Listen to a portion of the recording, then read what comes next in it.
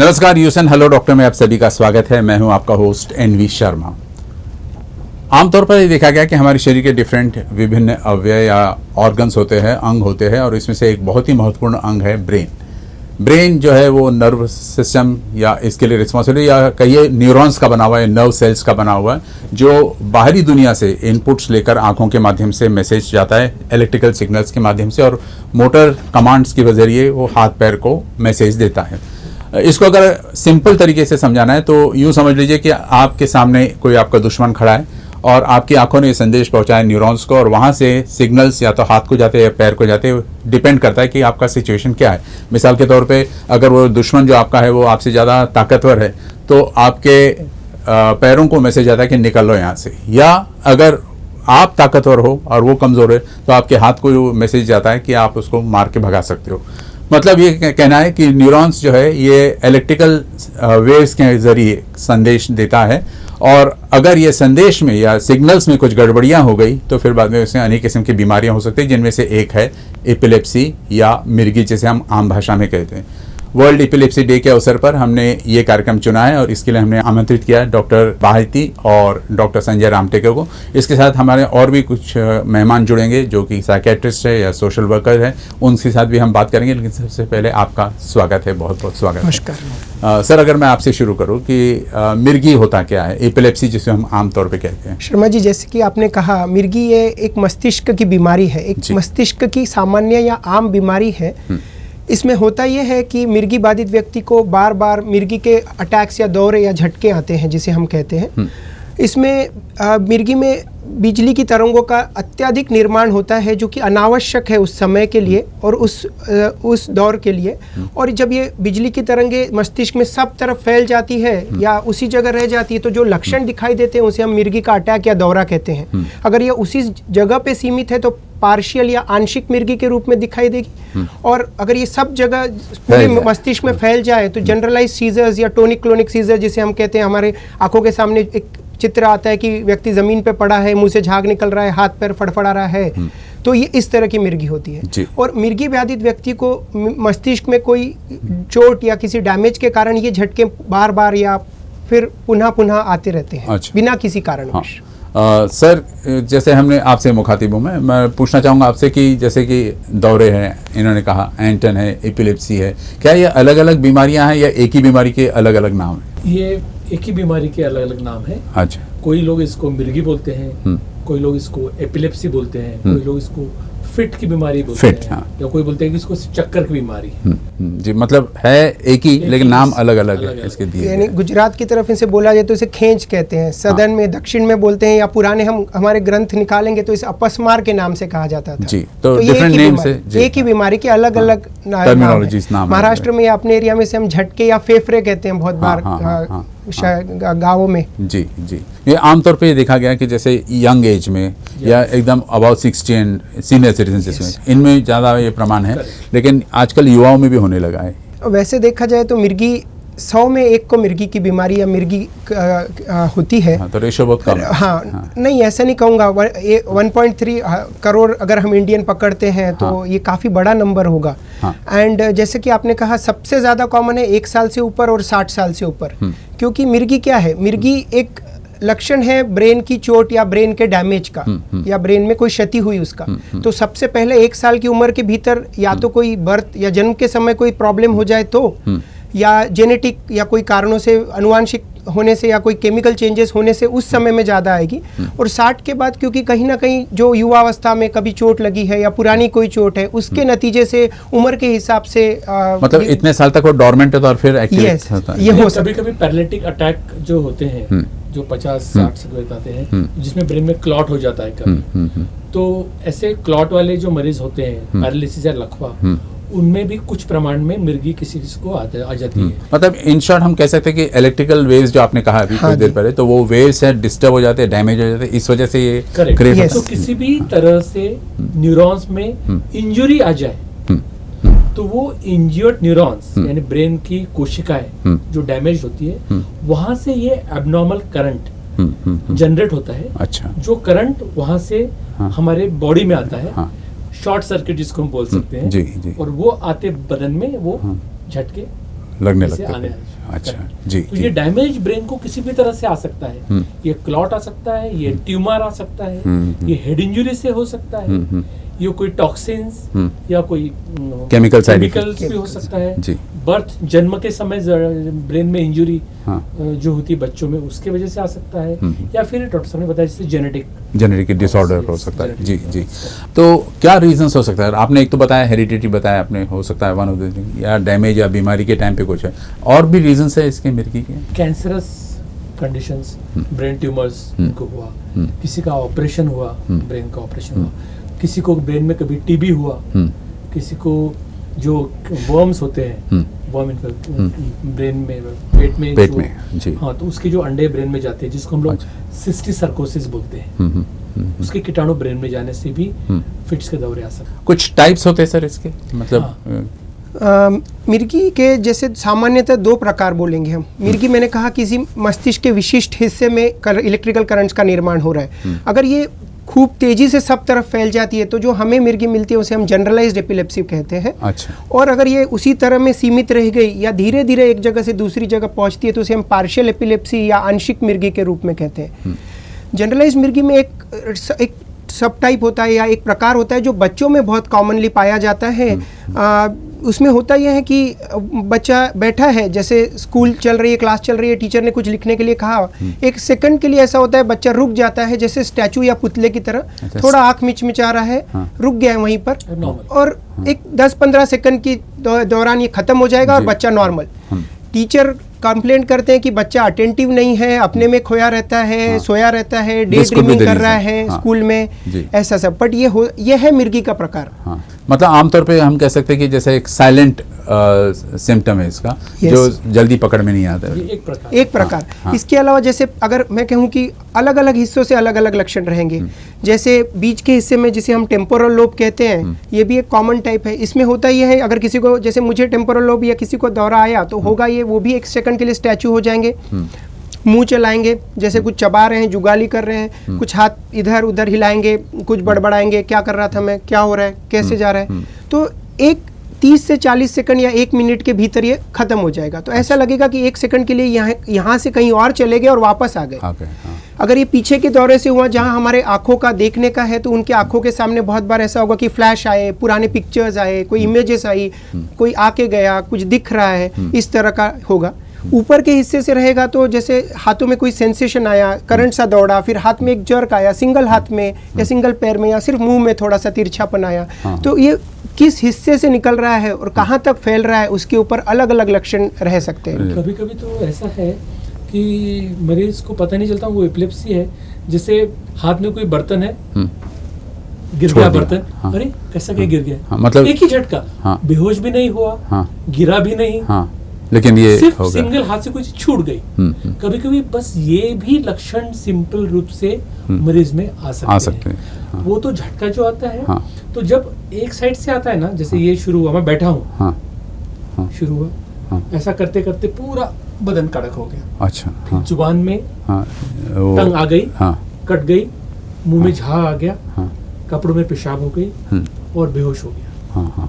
और 2-3 मिनट बेहोश रहता है झटका आके, और फिर 10 मिनट में होश, मैं कहाँ हूँ, खुद को नहीं मानते क्या हुआ। जी जी। फिर नॉर्मल। तो पक्का ये फिट है क्या, इसमें यदि जब हम मरीज को पूछते हैं उनकी जीभ कभी भी कट जाती है तो वो पक्का फिट हम मानते हैं, या कपड़े में से पेशाब हो गई तो मानते हैं। सर आपने कहा कि जैसे बच्चा जो है या कोई भी हो पेशेंट, वो ब्लिंक करता है या कभी कभी स्टेरिंग करता है, एक टक देखते रहता है बिल्कुल, तो क्या हम इसको कंप्यूटर के साथ रिलेट कर सकते हैं? क्योंकि आपने कंप्यूटर बहुत सारे कमांड्स दे दिए अगर, और हैंग हो गया, तो उस टाइप का कुछ? बिल्कुल, हमारा मस्तिष्क कंप्यूटर ही है। क्योंकि इलेक्ट्रिकल करंट्स या बिजली की लहरें, तरंगे एक जगह से दूसरी जगह जा रही है। हुआ यह है कि एक जगह पे शॉर्ट सर्किट हो गया, ब्रेन उसको कंट्रोल करने का कोशिश कर रहा है, तो आजू बाजू में सब वो शॉर्ट सर्किट वहीं रुक गया, तो ब्रेन एक जगह स्टक हो गया। जब ये दौरा खत्म हो जाएगा तो नॉर्मल बिजली की तरंगे सुचारू रूप से फिर से प्रवाहित होगी। समथिंग लाइक जैसे आपने कहा कंप्यूटर के समान ही बिल्कुल, तो हैंग निकल गया तो फिर बंदे नॉर्मल ऑपरेट बिल्कुल करता है। बिल्कुल बिल्कुल। क्या डायग्नोसिस कैसे करते थे, इसका निदान कैसे करते? इसमें जैसे हम लोग सबसे इम्पोर्टेंट क्लिनिकल हिस्ट्री पेशेंट को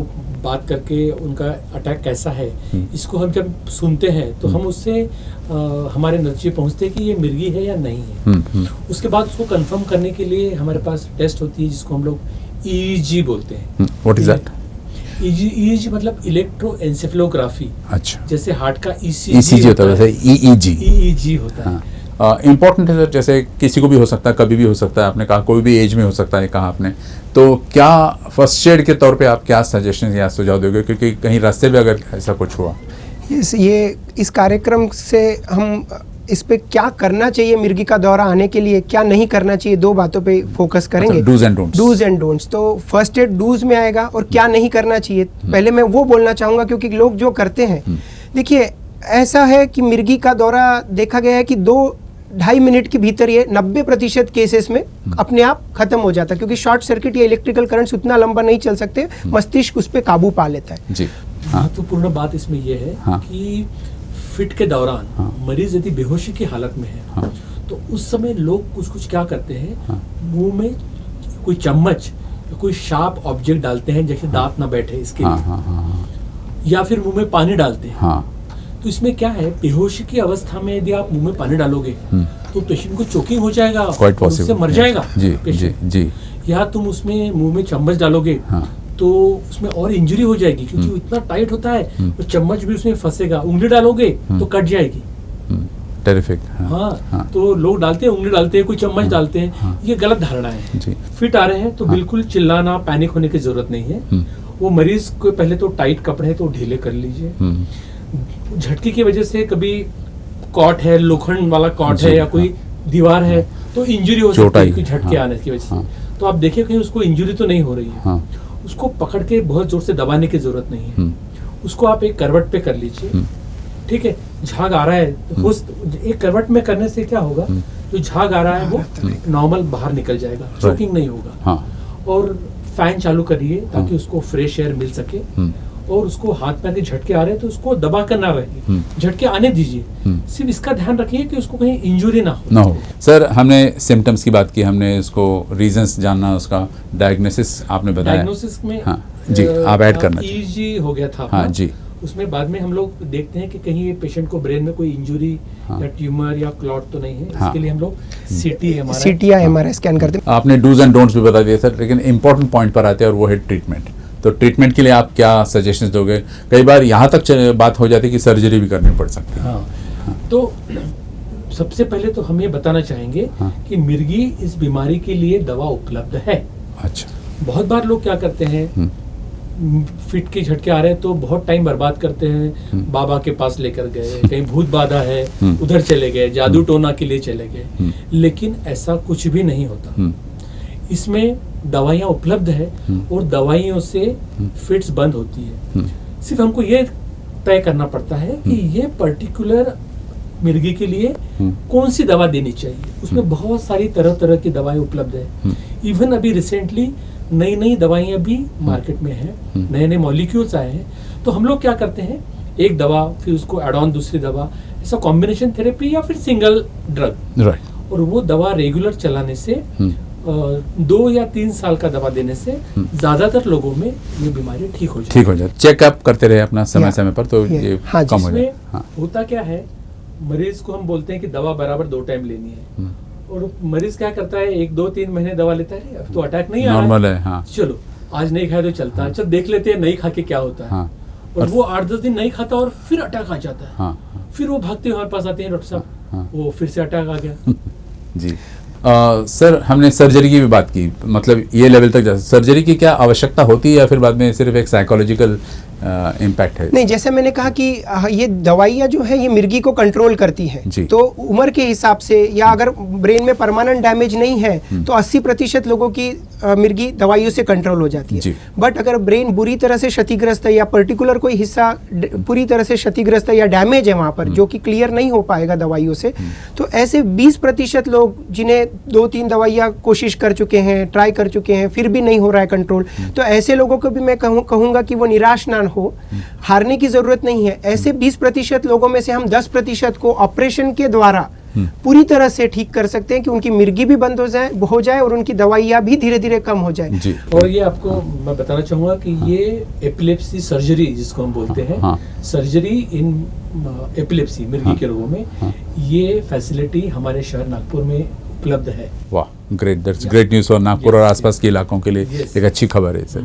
सर, मेडिसिन की बात आप दोनों ने की, तो क्या साइड इफेक्ट्स हो सकते हैं इस मेडिसिन का हमारे बॉडी पर इन जनरल? ये मेडिसिन से कुछ लोगों में थोड़ा सा कभी सुस्ती आती है, थोड़ी नींद आती है, कुछ कभी कभी कोई दवा साइड इफेक्ट करती है जिसमें पेशेंट को कभी कभी इम्बैलेंस हो जाता है, या कभी डल फीलिंग होता है, कभी शरीर में भारीपन होता है। तो ऐसा कुछ भी है तो हम लोग वो दवा, वो सिम्टम्स यदि ज़्यादा प्रमाण में है तो हम लोग उसमें दवा चेंज भी कर सकते हैं। राइट। हाँ, समय हो चला है सर एक और फेस का इस इंटरव्यू का, जहां हम सोशल वर्कर और साइकेट्रिस्ट को यहाँ पर आमंत्रित करेंगे, लेकिन उससे पहले मैं चाहता हूँ आप लोग एक सुंदर सा मैसेज दे वर्ल्ड एपिलेप्सी डे के अवसर। हम ये कहना चाहेंगे कि मिर्गी की बीमारी ये कोई बड़ी बीमारी नहीं है, ये बहुत आम बीमारी है। बाकी बीपी या शुगर की बीमारी से भी कम है, इंटेंस। इसके बारे में आप बिल्कुल भी चिंताग्रस्त होने की जरूरत नहीं है, क्योंकि दवा से ये बीमारी ठीक होती है। इसको हम पूरी तरह से कंट्रोल कर सकते हैं, ठीक कर सकते हैं, और आपको निराश होना नहीं है, और अपने डॉक्टर के संपर्क में रहिए। जी। मिर्गी पर मात संभव है। अपने डॉक्टर की सलाह से दवा का सेवन बराबर लें। आप सामान्य रूप से सामान्य जीवन पूरी तरह से जी सकते हैं, जीवन का आनंद ले सकते हैं। मिर्गी ये एक सामान्य बीमारी है, इसे बाकी की बीमारियों की तरह ही ले। जी। Thank you very much doctor Sanjay Ramtek and doctor Neeraj Bahiti. ये एक मेरे हाथ में एक लोगो है सर, नागपुर एपिलेप्सी एसोसिएशन। इसके जरिए आप कुछ एक्टिविटीज़ कर रहे हो? हाँ, इसके जरिए हम पब्लिक अवेयरनेस करते हैं। हाँ। स्कूल में प्रोग्राम्स करते हैं। स्कूल में टीचर्स को और बच्चों को हम इस अवेयर कराते हैं कि मिर्गी रोग क्या है, और मिर्गी का दौरा स्कूल में यदि किसी को बच्चे को आ गया तो क्या करना चाहिए। हम लोग न्यूज़पेपर के जरिए भी लोगों को बताते हैं, अवेयरनेस करते हैं। हाँ। इवन जो पुअर पेशेंट्स हैं, जो लोग दवाइयाँ जो लोग नहीं खरीद सकते हैं, उनको भी हम गाइड करते हैं। इवन ये एसोसिएशन के जरिए हम लोग मैरिज काउंसलिंग और बहुत सारे इश्यूज पर भी हम लोग मार्गदर्शन करते हैं। Thank you very very much sir for coming on the show. It was a pleasure talking to you. World Epilepsy Day के अवसर पर हमारे साथ इस वक्त दो और पर्सनालिटीज जुड़ रहे हैं, और उनमें से मैं सबसे पहले इंट्रोड्यूस करना चाहूँगा संध्या दुर्गे को, जो कि एक सोशल सर्विस सुपरिटेंडेंट है एट मेंटल हॉस्पिटल नागपुर, और साथ साथ में एक माने जाने साइकेट्रिस्ट डॉक्टर सुशील गावंडी भी आज हमारे साथ मौजूद है। सबसे पहले अगर लेडीज़ फर्स्ट, अगर मैं इनसे मुखातिब हो जाऊँ, मैडम, जनरली देखा गया कि एपिलेप्सी पेशेंट्स जो है, मिर्गी के जो मरीज़ होते हैं, वो उनकी जब शादी की बात होती है तो अक्सर इसमें एक स्टिग्मा ये लगता है कि आपने हमको पहले नहीं बताया, शादी होने के बाद पता चला। तो क्या ये सही तरीका था, या उन्होंने कन्फेस कर देना चाहिए, क्योंकि इतनी खतरनाक बीमारी नहीं है? जी, आप सबको मेरा नमस्कार। मुझे कहना ये है कि कोई भी व्यक्ति, उनका हक है, वो शादी कर सकते हैं। अगर उनको एपिलेप्सी की बीमारी है तब भी उनका हक बनता है, वो शादी कर सकते हैं। लेकिन सही बात है कि वो छुपाना ज़रूरी नहीं है। एक्चुअली उन्होंने छुपाना नहीं चाहिए, लेकिन फिर भी अभी भी समाज में बहुत कलंक समझते हैं एपिलेप्सी फिट्स आने के लिए। तो ये इसकी वजह से लोग छुपाते हैं, बताते नहीं है कि इसको फिट आते हैं, और बिना बताए शादी कर देने से मुश्किल ये हो जाती है कि शादी के बाद अगर वो कुछ स्ट्रेस आने से या फिर दवाई बंद कर देने से दोबारा से फिट्स जब आना शुरू हो जाता है, तब कहीं चल के वो घर में मालूम पड़ता है, और फिर लोगों को लगता है कि ये हमें फंसाया गया है, ये कौन सी बीमारी है हम नहीं जानते, इसके लिए ये कोई भी बताकर गोली नहीं लेती, इसका मतलब कुछ तो गड़बड़ है, और इसकी वजह से उनका शक बढ़ जाता है, मतलब और बात डिवोर्स तक पहुंच जाती है। एक्सट्रीम्स, जैसे आपने कहा, डिवोर्स तक बातें हो जाती है। कुछ और ऐड करना चाहेंगे सर आप इस मैरिज स्टिग्मा को लेकर जो बात है? हाँ, मैरिज स्टिग्मा बहुत बार एपिलेप्सी को, ये बीमारी को, इस बीमारी को भूत बाधा की बीमारी समझी जाती है, एक कलंक की बीमारी समझी जाती है, या जो इंसान ने पाप किए हैं उसी को ये बीमारी लग जाती है, ऐसा भी समझा जाता है। और ऐसा व्यक्ति अगर हमारे घर में आता है शादी करके, तो ये हमारे समाज में जो है हमारे फैमिली की जो रिस्पेक्ट है हाँ। वो कम हो जाएगी, हमारी अगली पीढ़ी के लिए ये बीमारी लग जाएगी। ऐसे अनेक विचारों के कारण जो है बहुत सारे लोगों को ऐसे लोगों से शादी करनी नहीं रहती है, और इसी के कारण लोगों का इस बीमारी का छुपाने का भी प्रयास ज्यादा रहता है, क्योंकि अगर हम इसको बताएं तो कोई इसको एक्सेप्ट नहीं करेगा। नहीं, मुझे और भी एक बात बताना है कि जैसे बचपन से अगर किसी को, स्पेशली हम लोग लड़कियों की तरफ देखते हैं कि अगर बचपन से वो लड़की को अगर फिट आती है, काफ़ी सालों तक पहले तो माँ पिताजी का विश्वास ही नहीं होता कि हमारे बेटी के साथ ये हो रहा है, उसको ये बीमारी है और इसको ट्रीट करना चाहिए। वो चाहते हैं कि वो सब बातें छुपा कर ही रखें, क्योंकि मैं ट्रीटमेंट करने कहीं भी ले जाऊं तो ये बच्चे के बारे में सबको मालूम पड़ेगा, और आगे सबसे बड़ा प्रॉब्लम शादी का ही आएगा। इसके लिए रिश्ते नहीं आएंगे या कोई करेगा नहीं, तो इसलिए पहले से ही बच्चियों की तरफ काफ़ी मतलब ध्यान देना लोग टालते हैं। उनकी बीमारी को एक्चुअली ट्रीटमेंट की ज़रूरत है तो वो ना करते हुए बाकी मतलब बाबा की तरफ ले जाना या बाहर की कोई ट्रीटमेंट कराना, इस तरफ ज़्यादा मुड़ते हैं। जी, ऐसा हो आप दोनों नागपुर एपिलेप्सी एसोसिएशन से जुड़े हुए हैं, तो क्या आपने ऐसे कभी प्रयास किया है कि ये जो साइकोलॉजिकल इफेक्ट है दूल्हा हो या दुल्हन हो, कि भाई इनके मन से निकालना ज़रूरी है कि भाई ये इतनी खतरनाक बीमारी नहीं है, आमतौर पे जैसे आपके पास कुछ कोल्ड या फ्लू होता है तो उसी टाइप को इसको ट्रीट किया जा सकता है, ये अवेयरनेस आप लोग स्प्रेड करते हो सर? हाँ, इसके लिए हम लोग ने, जब मैं एक्स प्रेसिडेंट हूँ इस एपिलेप्सी एसोसिएशन की, तो तब हमने काफ़ी जगह में प्रोग्राम लिए थे पब्लिक अवेयरनेस के लिए, जिसमें ये सारी बातें हम लोग बताते हैं। और जहाँ स्पेशली वुमेंस ग्रुप है या महिला मंडल, लेडीज़ क्लब कहीं हमारा प्रोग्राम है तो हम लोग इस टॉपिक को और ज़्यादा हाईलाइट करते हैं। पथनाट्य भी किया था, बिल्कुल, इसके बारे में हमने किया हुआ है, इसके जरिए आपने मैसेज बिल्कुल। और फिर पर्सनल काउंसलिंग या जो भी किसी का मतलब रिश्ता तय हो रहा है, अगर उनको एपिलेप्सी है और वो हमारे पास पूछने भी आते हैं कि क्या हम आगे चले या नहीं चले, तो इस बारे में हम लोग गाइडेंस काउंसलिंग उनको करते हैं। एक्टिविटी मुझे याद है जो हमने लता मंगेशकर में की थी, उसमें जो मिर्गी से पीड़ित रुग्ण थे उनको इन्वॉल्व किया, उनका भाषण रखा था बाकी लोगों के लिए कि मैं मिर्गी से पीड़ित हूँ, मैं दवाइयाँ लेता हूँ, मेरी शादी हुई है, मेरे बच्चे हैं, मैं काम करता हूँ, मैं आप जैसा हूँ। तो ये जो कार्यक्रम जो किया था वो मुझे बहुत अच्छा लगा और लोगों को भी मतलब एक पॉजिटिव इम्पैक्ट पड़ता है लोगों के माइंड पे कि भाई ये इतनी खतरनाक जितने की बताई जा रही है। डॉक्टर सर, आपसे मैं मुखातिब होता हूँ और पूछता हूँ कि जैसे आप एक साइकेट्रिस्ट हो, मेंटल रिलेटेड एलिमेंट्स या प्रॉब्लम्स के बारे में आप क्या जानेंगे? मिर्गी, पहले तो मैं दर्शकों को बताना चाहूँगा कि मिर्गी ये मानसिक बीमारी नहीं है। इसका मतलब क्या है कि ये मस्तिष्क से संबंधित बीमारी है, न्यूरोलॉजिकल इलनेस है। अच्छा, क्योंकि क्या अंतर पड़ता है अगर न्यूरोलॉजिकल? जब मानसिक बीमारियां हम जब बात करते हैं तो इसका मतलब है ब्रेन जो है आपका काफी नॉर्मल रहता है, ब्रेन में कोई भी शारीरिक या फिजिकल एलिमेंट कुछ नहीं रहता है। तो आमतौर पे लोगों की धारणा यह है कि मानसिक बीमारी यानी पागलपन या पागलपन जैसी बीमारी, तो बहुत लोग मिर्गी को पागलपन ऐसे समझ रिलेट कर लेते हैं। तो ये बताना हमें बहुत जरूरी है कि मेंटल इलनेस, साइकोटिक इलनेस, पागलपन की बीमारियां और मिर्गी ये अलग अलग है, पोल्स अपार्ट। बल्कि ये भी बताना चाहूंगा कि मिर्गी के मरीजों का ज्यादा से ज्यादा इलाज जो है न्यूरोलॉजिस्ट करते हैं और मेंटल इलनेसेस का इलाज जो है वो साइकियाट्रिस्ट करते हैं। राइट। आपके प्रश्न पे मैं आता हूँ कि यस, मिर्गी यानी neurological illness and psychiatric illness, इन दोनों का रिश्ता रहता है। यानी ऐसे काफी मरीज आप देखेंगे जिनको मिर्गी की बीमारी है और साथ में मानसिक बीमारियां भी हैं, या मानसिक बीमारियां हैं और साथ में मिर्गी भी उनको आती है। इस कारण बहुत सारे मरीज न्यूरोलॉजिस्ट को भी विजिट करते हैं और साइकेट्रिस्ट को भी विजिट करते हैं।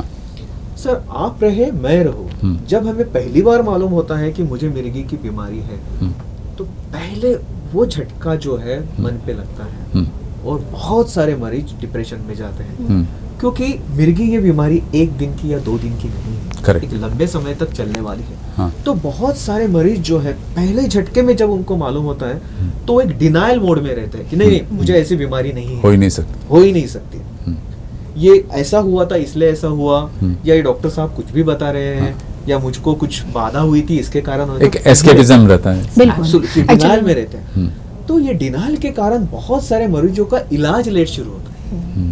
या ये डिनायल के कारण उनकी दूसरी धारणाएं जो है वो ज्यादा परिपक्व होती है। तो मुझे इतने उपवास करने दो ताकि मेरी ये चली जाएगी, मतलब सुपरस्टिशन की तरफ चलते हाँ, हैं। उसमें ज्यादा जाते हैं डिनायल के वक्त। हाँ। दूसरा भाग आता है गुस्सा, हाँ। एंगर, कि यार ये मिर्गी तो मुझे आई है पर इसके कारण आई है, उसके कारण आई है, मुझे खाना बराबर नहीं देते, मेरी परवरिश नहीं अच्छे से करते, तो बहुत जो है एंगर फेज में आता है, एक वायलेंट फेज हो जाता है। हाँ, तो ये एंगर फेज में घर में वायलेंस भी निर्माण बढ़ होता जाता है। फिर तीसरी एक बात आती है बार्गेनिंग, कि चलो अभी मुझे मिर्गी है पर मैं क्या करूं, कैसे करूं। फिर डॉक्टर से सलाह मशवरा शुरू होती है कि डॉक्टर साहब मैं अगर दवाई लूंगा तो ठीक होऊंगा ना, मैं कंट्रोल रहूंगा ना, मैं एक आम आदमी जैसी जिंदगी जी सकूंगा ना। तो ये बार्गेनिंग करके एक फेज आता है। उसके बाद एक फेज आता है जिसको बोलते हैं डिप्रेशन, कि जब हमें मालूम होता है कि अभी मुझे इस बीमारी के साथ जीवन जीना है। हाँ। और आखिरी फेज आता है एक्सेप्टेंस, कि मैं एक्सेप्ट करने लगता हूँ कि मुझे मिर्गी है, उसके बावजूद मैं नॉर्मल जीवन बट जीऊंगा। That may be too late also.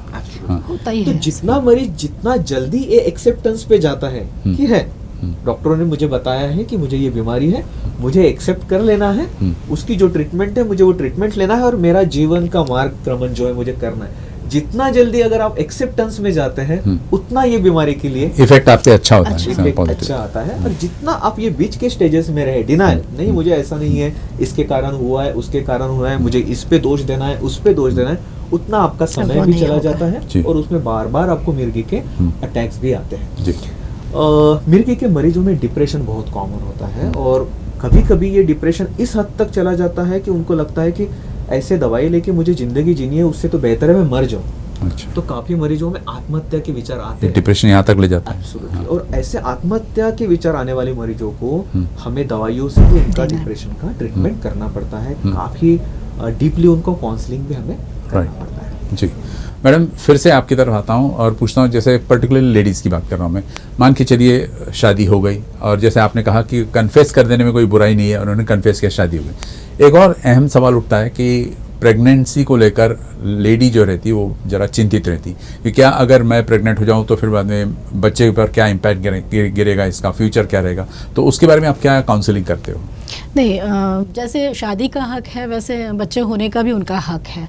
अगर एक लेडी चाहती है उनका बेटा बच्चा हो तो बिल्कुल वो रख सकते हैं, तो प्रेगनेंसी हो सकती है। सिर्फ हमारा कहना ये होता है कि आपको अगर प्रेगनेंसी रखने है, कंसीव करना है, तो आप अपने डॉक्टर की सलाह हमेशा लेते रहें। मतलब मेडिसिन आपका कंटिन्यू करते रहें, प्रेगनेंसी के लिए आपके जो गायनेकोलॉजिस्ट है उनसे भी कंसल्ट करते रहें, और जो वो जैसे बताएंगे उस तरीके से आप रेगुलर मेडिकेशन पे चलते रहें। जी, आप दोनों से एक सवाल पूछना चाहता हूँ कि जैसे कुछ देर पहले आपने कहा सुपरस्टिशंस, या फिर बाद में झाड़ फूक करना, या फिर बाद में चप्पल सूंघाना, प्याज सूंघा देना, ये कहाँ तक साइकेट्रिक की दृष्टि से बोलिए या साइकोलॉजी की दृष्टि से बोलिए कहाँ तक ठीक है, मुनासिब है, करना चाहिए, नहीं करना चाहिए? मैं एक छोटी सी बात बताना चाहती हूँ। एक मेरे पहचान के मरीज़ है, अभी तो उनकी काफ़ी उम्र बड़ी है, मतलब 53-54 में अभी वो है, लेकिन वो जब छोटे थे तब से उनको फिट्स आते हैं। अच्छा। और अभी भी मेडिसिन पर वो चल ही रहे हैं। उनके बारे में ऐसा हुआ है कि वो छोटे गांव से है, तो उनके बारे में ऐसा हुआ है कि जब उनको फिट आना शुरू हुआ था, किसी ने क्या बताया होगा माँ पिताजी को। माँ पिताजी तो दौड़ते थे बिल्कुल कि इसकी फिट ठीक हो जाए, तो डॉक्टर के पास छोड़कर वो बाहर बहुत जगह घूमे। किसी एक ने बताया कि वो बच्चे की आंखों में नींबू निचोड़ना चाहिए, ओह गॉड, तब कहीं चलकर वो ठीक होगा। अब देखिए, मतलब इतने हद तक अभी भी हमारे समाज में, मतलब हम लोग इतना, एपिलेप्सी एसोसिएशन इतना ज़्यादा काम कर रही है उस बारे में, इतना ज़्यादा अवेयरनेस हम लोग स्प्रेड कर रहे हैं, फिर भी कुछ लोग अभी तक यही सोचते हैं कि हम ऐसा कुछ काम करें कि तो मतलब डॉक्टर के पास ना जाते हुए कहीं और जाकर ही हमारी मिर्गी ठीक हो सकती है। अभी भी लोगों में ये है, तो इतने खराब इलाज करते हैं कि वो छोटे बच्चे पर इस बात का क्या असर हुआ होगा किसी ने नहीं सोचा। मिर्गी तो छोड़िए, वो आंख को भी डैमेज करता है। एग्जैक्टली। तो इस तरीके के सुपरस्टिशंस हमारे समाज में बहुत है। आपने जो चप्पल का बताया, प्याज चप्पल, मैं बहुत बार इस विषय पे सोचता हूँ कि लोगों के दिमाग में ये कैसे आया होगा। इसका कोई तर्क लगाने के लिए कोई किताबों में तो लिखा है नहीं कि चप्पल, पर मुझे लगता है कि हमारे ये समाज में ये धारणा है कि अगर चमड़े की कोई भी चीज आपके पास रही तो कोई भूत बाधा आपके पास नहीं आती। अगर रात को मुझे अगर जाना है, हाँ। तो हमारी नानी वगैरह बोलती थी कि चमड़े की कोई तो भी चीज आपके पास रखी ताकि भूत बाधा ना आए, और अगर आ भी गया तो अब हनुमान चालीसा बोलिए वो चला जाए। तो आप देखोगे हमारे समाज में मिर्गी आने के बाद चप्पल सूंघाना ये बहुत कॉमन है। तो मुझे लगता है इसका तर्क एक दो हो सकते हैं कि ये भूत बाधा है, तो मुझे चप्पल पास ले जानी है तो ये भाग जाएगा। और दूसरी उसकी जो उग्रवास है उससे जो है ये बाहर आएगा। मुझे लगता है ये दो तर्कों के कारण लोगों ने जो है ये किया बट है। दोनों कारण Actually तो- टेरिफिकली फॉल्स है, रॉन्ग है। बिल्कुल, एक्चुअली तो मिर्गी उससे जो- बहुत ज्यादा इन्फेक्शन जी, हो सकते हैं। जी, वो इसलिए वो टालना ठीक होने बहुत वाला जरूरी है। है। यानी अगर हम में से मुझे अगर मिर्गी आती है 2-5 मिनट में फिर 2-5 मिनट में मैं नॉर्मल होने एकदम। वाला हूँ, पर अगर मैंने चप्पल सूंघाई तो मुझे लगेगा कि मेरे चप्पल के कारण ये हुआ है। हाँ। ये नॉर्मल और वो that continues over generation it Exactly. Continues, हाँ, इट कंटिन्यूज। और जितनी अच्छी आदतों का संक्रमण समाज में नहीं है उतनी बुरी आदतों का हाँ। हो जाता है। यानी सड़क पे अगर किसी को मिर्गी आते हैं तो 10 लोग तैयार रहेंगे उनकी चप्पल सूंघाने के लिए, जी हाँ, है ना। पर अच्छी आदत जो है कि हाँ। उसको उठा के हॉस्पिटल ले जाना है, वो इसके लिए 10 एक भी लोग नहीं तैयार आएगा हैं, समझ, एक भी नहीं एक भी नहीं आएगा। जी, क्या क्या मैसेज देना चाहोगी मैडम आप आम लोगों को? जी, मुझे ऐसा लगता है कि अगर छोटे बच्चे को मिर्गी आती है, बहुत सारे लोग उनके स्कूल छुड़ा देते हैं। मतलब पेरेंट्स तो ये करते ही हैं, लेकिन स्कूल के टीचर्स भी ऐसा ही करते हैं कि उनको ये बच्चे को मत भेजो, हमारे बाकी बच्चों पर असर हो जाएगा। तो ऐसा कभी होता नहीं है। राइट, बीमारी ये है, ठीक है, बीमारी को एक्सेप्ट करो, उसका इलाज करो, तो वो बहुत जल्दी ठीक हो सकती है, कंट्रोल में आ सकती है। तो इसलिए उसका इलाज करना ये सबसे ज़्यादा ज़रूरी है। वो बच्चे को पूरा नॉर्मल लाइफ जीने की सहूलियत देना चाहिए, ये एक मुझे लगता है। क्योंकि मेडिसिन वो लेगा तो वो अपने आप अपने सारे एक्टिविटीज़ भी बहुत अच्छे तरीके से कर सकता है। आप जितनी रोक लगाएंगे तो उतना वो ज़्यादा अग्रेसिव होगा। तो उससे बेहतर है कि उसका अगर खेलने का मन है तो खेलने दीजिए। हाँ, बस थोड़ा सा हम लोग माँ पिताजी करके थोड़ा सा ध्यान दे सकते हैं, या उसके साथ जो खेलने वाले हैं उनको उन्हीं जरा को ट्रेन बता कर दें, सकते हाँ। हैं, उन्हीं को बता सकते हैं कि अगर इसको ऐसे हुआ तो आप कुछ ना करिए, सिर्फ हमको बुलाइए, जी, या फिर इसके ट्रीटमेंट चल रहा है, डॉक्टर के पास जाएंगे तो ये बता दीजिए। करेक्ट। तो ये उनका हक है, तो उनको खेलने दीजिए, उनको स्कूल पढ़ने दीजिए। जी। आम तरीके से बाकी लोग जो काम कर सकते हैं, सब कुछ काम ये लोग कर सकते हैं। बस हम लोग कुछ बातें बताते हैं कि ज़्यादा समय तक टीवी नहीं देखना, या रात में ज़्यादा समय तक जागना नहीं है, या फिर जैसे कुएं के पास उनको जाने नहीं देना चाहिए, या व्हीकल ड्राइविंग करने नहीं देना चाहिए। तो इन बातों को हम थोड़ा सा रोक लगा सकते हैं। जी, 6-8 महीने ऑब्जर्वेशन करने के बाद अगर उनके जो भी मिर्गी है कंट्रोल में आ रही है, तो फिर उनको ये सारी बातें भी करने के लिए अलाउ कर सकते हैं। लेकिन वो डॉक्टर के सलाह पर ही। एडवाइस के बगैर हम कुछ नहीं करेंगे। आप क्या मैसेज दोगे सर? सर, यूसीएम के इस माध्यम से मैं सभी दर्शकों को ये संदेश देना चाहूँगा कि जो भी मरीज एपिलेप्सी के हैं उन्होंने अभी आगे आना बहुत जरूरी है। क्योंकि ये प्रयास जो है डॉक्टरों के कि लोगों की भ्रांतियां दूर करने के लिए जो भी वो कोशिश करते हैं, ये इनकम्प्लीट है। तो अभी ये स्थिति आ गई, हम 2020 में हैं और कई सालों से इस विषय पे हम चर्चा करते हैं, अलग अलग तरीके से संदेश देने का कोशिश करते हैं, पर ये संदेश देने का तरीका अभी बदलने की हमें जरूरत है। तो जैसे अभी डायबिटीज है और डायबिटीज के लिए कोई रैली होती है तो सभी डायबिटीज के मरीज आते हैं। हाँ। तो वैसे लेट ही दिस अभी- epilepsy patients to join. Absolutely. तो अभी हमें वो तरीका बदलना चाहिए। सभी एपिलेप्सी के मरीजों ने जो दवाइयों पे अच्छे हैं, तो एक समाज ने आपको एक अच्छा किया है, यानी समाज का एक भाग है डॉक्टर्स जिन्होंने मेडिसिन दे के आपके आपको जीवन ठीक को किया। जो है बेहतर बनाया है। तो आपका भी ये अधिकार है या आप पे भी ये रिस्पॉन्सिबिलिटी है कि समाज के लिए आप कुछ अच्छा करें। तो अच्छा करना यानी क्या, आपने आगे आके ये बताना जरूरी है कि मुझे एपिलेप्सी थी और मैं अच्छा हूँ। क्योंकि आगे आके आप इस विषय पे अगर बात करेंगे तो वो सब लोग जो एपिलेप्सी को भूत बाधा समझ के उसका इलाज नहीं कर रहे हैं, वो सब लोग जो एपिलेप्सी को छुपा रहे हैं, डॉक्टर को दिखाने जब जाते हैं तो छुप छुप के जाते हैं, ऐसे सभी मरीजों के दिमाग से इस विषय का जो है सामाजिक भय दूर होगा। और इसको सामाजिक भय दूर होना बहुत जरूरी है, एक्सेप्टेंस मिलेगा सर। क्योंकि मिर्गी एक ये जो है सिर्फ न्यूरोलॉजिकल इलनेस नहीं है, एक सामाजिक इलनेस बन के जी, अपने जी। समाज में जो है वो फैल रहा है। जी। तो हमें जो है तरीका जो है उसको बदलना बदलने की होगा। जरूरत है। जी। आपको और एक बात इस सर के साथ एक जोड़ना चाहती हूँ कि हम लोग, हमारा एक संवाद करके ग्रुप भी चलता है। हाँ। तो जिसमें हम लोग सारे जो एपिलेप्टिक पेशेंट है वो और उनके पेरेंट्स को उसमें शामिल किए हैं। तो उनके लिए एक बार मैरिज ब्यूरो खोलने के लिए हम लोग सोच रहे थे। वाह। तो ये मैरिज ब्यूरो चाहा तो हमने बहुत कुछ था, लेकिन वो नहीं हो पाया था, इसलिए कि लोग मेरे बेटी को या मेरे बेटे को एपिलेप्सी है ये एक्सेप्ट ही बताने नहीं में भी करते और ये झिझक। बताना ही नहीं चाहते। या फिर मेरे घर में ही अगर मेरा बेटा एपिलेप्टिक है तो बहू भी एपिलेप्टिक आए, ये भी नहीं चाहते। तो इसलिए ये ग्रुप आगे बढ़ ही नहीं सका। तो अनलेस एंड अनटिल इसके पीपल लिए कोऑपरेट सबने करें आगे और आना खासकर बहुत पेशेंट्स जरूरी है। कोऑपरेट करें तब। बिल्कुल, मतलब आज अगर हम एक बाहर प्रोग्राम रखते हैं तो बाकी देखने वाले बहुत आएंगे, लेकिन एपिलेप्सी जिनको है वो बहुत कम लोग आएंगे। Right, ऐसा है, तो हम चाहते हैं कि वो लोग आगे आए, वो लोग कुछ बताए, उनका participation ताकि बाकी लोगों को पता चले कि ये बीमारी जल्दी ठीक हो सकती है Correct. और कंट्रोल में रहे तो आम आदमी जैसी जिंदगी वो लोग भी जी सकते हैं। Thank you very much for coming. Thank you, sir. पूरा आपका टॉक शो ही एक बहुत ही इंटरेस्टिंग मैसेज रहा एंड उम्मीद करता हूँ कि जैसे मैडम ने और सर ने बताया कि आप आगे आइए और आप जब तक कोऑपरेट नहीं करोगे तब तक ये बीमारी रहेगी, उसको हम जड़ से मिटा नहीं पाएंगे। Thank you so much sir, pleasure talking. नमस्ते। Thank you.